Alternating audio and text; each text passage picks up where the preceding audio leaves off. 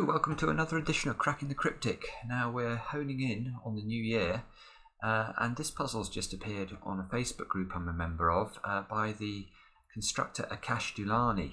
We've done a couple of Akash's puzzles before, and this is just a gorgeous looking puzzle. Celebration of 2019, as you can see, a thermometer Sudoku where Akash has somehow managed to construct thermometers in the shape of 2019, and presumably this has a unique solution. Now, as a puzzle constructor myself, I sort of think about this and I think this is just a lovely, A, it's a lovely idea, and B, it really is skilled to produce something like this, because there isn't that much license that you have in terms, you know, you've got to actually use the digits, you've got to make these digits work somehow and depict them.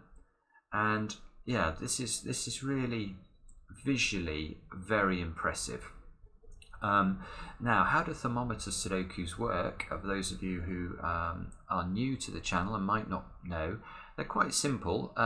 Basically, at the bulb of the thermometer, you can see each of these lines has a bulb on it. The bulb must be the lowest digit, and then from there you must go upwards. So if this was a 2, this square would have to be at least a 3, and if this was a 5, this square would have to be at least a 6, and that's how it works. So you just go upwards from the bulb end. You can see no given digits at all, just the thermometers, and we're going to have a go at this in a moment. Now, if you want to have a go, then do click the link under the video. That'll take you to our webpage where you should see something very similar to what I'm looking at here, and you can play along on whichever device is your preference. Quick notice as well, with it coming up for the new month, that means it's nearly time for our next Patreon reward puzzle. Now, in fact, we're going to be publishing 2 Patreon reward puzzles at the start of January. One which is our normal reward puzzle, and that'll be by either Mark or me, and then also a bonus puzzle by Christoph Seeliger, which is a rather beautiful variant on Sandwich Sudoku. So look out for that, those of you who are patrons of the channel on Patreon. Now, with that, I'm going to have a go at this. Do I have any tips for thermo Sudoku? Well, my main tip is to look at the big thermometers. So, for example, if we look at this thermometer, it actually spans 9 squares. So we can actually fill in this 2-shaped thermometer immediately. It must be like this. So that's nice and easy.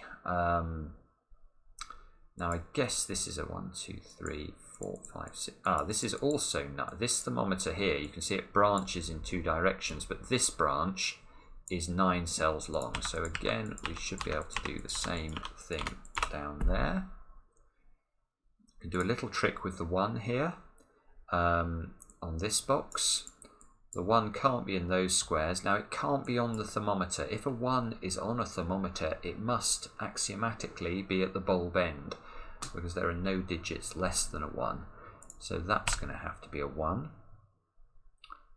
So over here, that means the 1 must be in one of those squares, because it can't be on the thermometer and not at the bulb.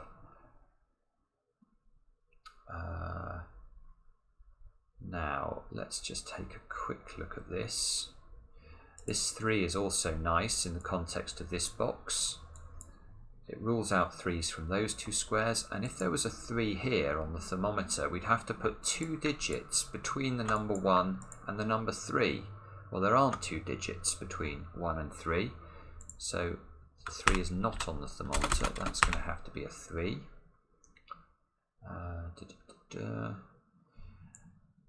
So we need to put a 2 in here, into the box. The 2 can't go on the thermometer, because then we need a digit between the 2 and the 1. So that's a 2. These have got to be the numbers 4 and 5. They've got to increase, so they must be in that order. This now has to be a 3, because it can't be a 2. And we're off and running. So, a little bit of progress. Now let's see if we can use some of these given digits somehow. Pencil mark 4s up at the top there. 5s up there. 3's in one of those 3 positions. I won't highlight that yet. Oh, maybe I will actually. No, I will. threes. Threes here.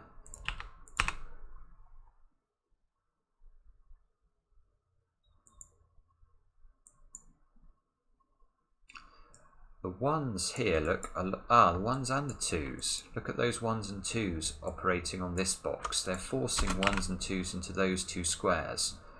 So this is a 1-2 pair. And now there's some nice logic. The ones now, we know the one cannot go part way along a thermometer. So in this box over here, the ones are locked into one of those two positions. Now that's really nice, because now we have the same pattern of ones in two different 3x3 blocks. And this means that we can write the one into this square. Now if you don't see why that's the case, do pause the video and have a think about it. There are a couple of ways of thinking about this, I think. The first is to say, where can the 1 go in column 2? And you can see that in this box, the 1 can't go in those positions. In this box, the 1 can't go in those positions, so the 1 must be in one of these 3 squares, and there's only one option because these two have already filled. And if you don't like that logic, or that doesn't seem natural to you, some people like to think about it in terms of either or. So you can see, if we just focus on this box, the 1 will either be here or here in the finished solution. If it's here, this would have to be a 1. And that forces the 1 into this square at the top. The only other state of existence would be if the 1 is not here, but it's here. But if this is a 1, this will be a 1 in the finished solution. And again, the 1 ends up in the same place. So that's a nice find. Now again, we can use the ones a bit further, look. The ones that I've highlighted remove ones from these squares, so we now know the 1 is on the thermometer in box 2. Well, it can't be part way along the thermometer, so it's there. And the 1 can't be in this square, so it must be in one of those two positions. Now let's just... Yes, we should look at this thermometer now. So 1, 2, 3, 4. This thermometer is of length 5. So I can never put a 6 into this square, because 6, 7, 8, 9, I'd have nothing to put into this square. So we know from the start that this is a number less than 6. Now, it can't be 3 and 4, and it can't be 1. So this is either 2 or 5.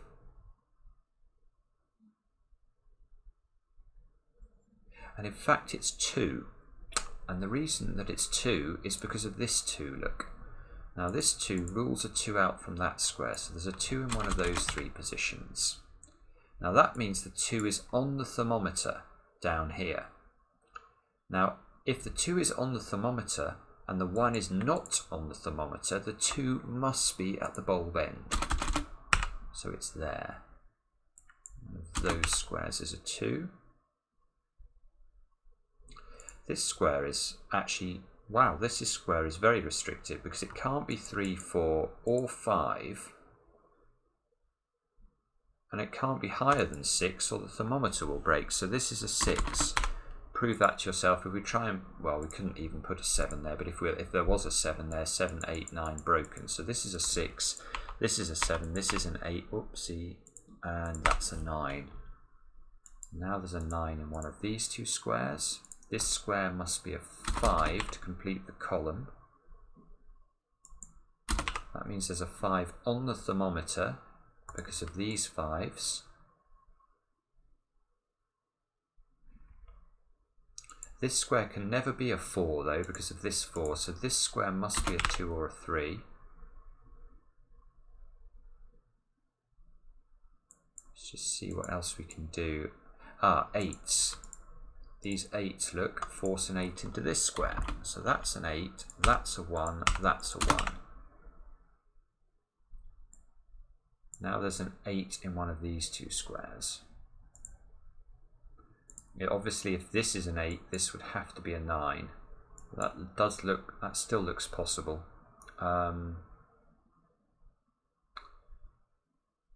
Let's just have a quick look at this. These two squares have got to be 2 and 9 to complete the row. These squares are 4, 5 and 8. Ah, that one sees a 5 and an 8 in the column, so this is a 4. Locks a 4 into one of those squares. These two squares are 5 and 8 in some order. These two squares must be, what's that going to be, 3 and 5. Ah, there's a 5 there, so that's resolvable. 5, 3. There's a 3 on the left hand side at the top. 5. These squares here have got to be 4, 6 and 7. Ah, there's a 6 and a 7 already in this column, so this is a 4. And this is a 6, 7 pair.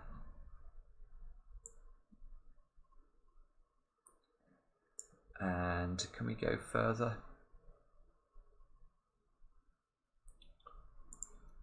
I feel like I should be able to, but I'm not spotting how to.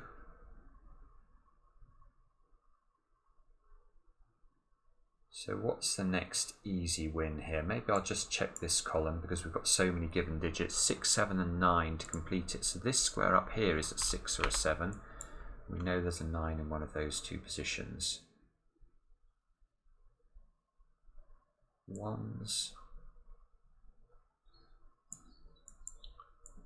Ah, there's something nice. Look at this row. There's a 6 and a 7 in the column. We've not put a 6 and a 7 in the row yet, so you can see we need 6, 7 and 9. Well, 9 can only go into this square because of that 6, 7 pair up there. That resolves the 9 and the 2 at the bottom. That locks a 2 into one of these two squares. We don't know the order yet. This 9 resolves the pencil mark 9s in the left hand box. This square must be a 6 or a 7. This square must be a 6 or a 7, and that is lovely. I wonder what this little thermometer was doing actually, because strictly for the 2019 you didn't need this thermometer, but here this is why. It's to resolve which way round these digits go. Because this can only be a 6 or a 7, this square can never be an 8, because obviously it's got to be lower than whatever we put into this square. So that's a 5, that's the 8. Therefore, this is a 5. Now that's nice, because this has to be between 1 and 5, and it can't be a 2 or a 3. So that's a 4. One of those two squares must be a 4 now. The 6, 7 pair there, look. Well, there's all sorts of things going on here. This is one of these difficulties I find sometimes when I'm solving on the channel. I see lots of things and my mind wants to chase them all down, and I'm not sure what the most efficient way is. Now, I managed to lock a 5 here because I got the 5 here and I resolved the pencil marks. Now, once I have a 5 here, look, this has to be lower than a 5, but it can't be a 1, 2 or a 3. So this is a 4. Now this 4 sees our pencil mark 4s over on the right hand side. This has got to be a 4 now.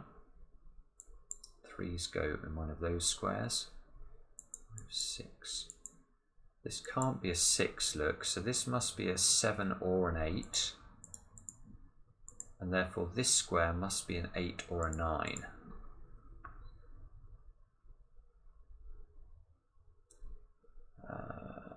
Okay.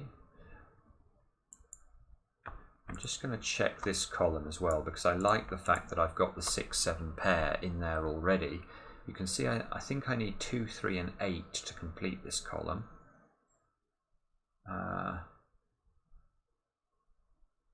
But if I just focused on that, I would have seen that's a 3. So 2, 3 and 8 to complete this column. This 2 and 3 mean that this is an 8. And now there must be an 8 in one of these squares. Oh, but we can do better than that, because look at this 6, 7 down here. Let's think about the effect that 6, 7 has on this block. Because we've got 1s and 2s pencil marked into those squares, and I know this square cannot be a 6 and a 7, these two squares must be 6 and 7. So this cannot be an 8. The 8 must go here, and this must be a 9. Now that must be a 9, and this must be a 7, because we know it can't be an 8 now. Pencil mark some 7s over on the left hand side. This is forced to be a 6. That resolves that this is a 6, this is a 7, this is a 6, this is a 7. Maybe we're starting to make some progress here, look. 7s can go into all of those squares. The 4s and the 6s must be that way around. That forces a 6 up here, which forces... Oh, I was about to think I'd made a mistake there, but no, I haven't. Let's get rid of the 4 in this one. You can see that we've got a 2-3 pair in row 2.